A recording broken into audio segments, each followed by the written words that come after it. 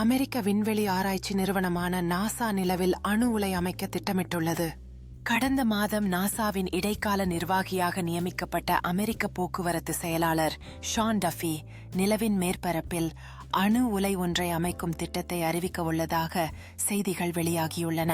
ஏற்கனவே ட்ரம்ப் நிர்வாகத்தில் முன்மொழியப்பட்ட குறைவான பட்ஜெட் நாசாவின் பல விண்வெளி திட்டங்களுக்கான நிதியில் பற்றாக்குறை ஏற்படுத்தியுள்ள நிலையில் இத்திட்டம் அறிவிக்கப்படுவது கவலையை ஏற்படுத்தியுள்ளது.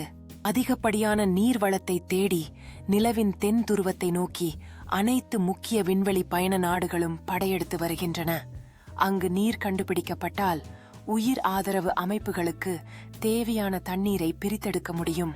அதே சமயம் ராக்கெட் எரிபொருளை உருவாக்க முடியும் என நம்பப்படுகிறது.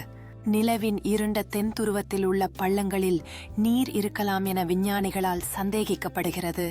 எப்போதும் சூரிய வெளிச்சம் தொளியும் புகாமல் இருக்கும் அந்த பள்ளங்களில் அணு உலையின் மூலம் மின்சாரத்தையும் சக்தியையும் வழங்க முடியும்.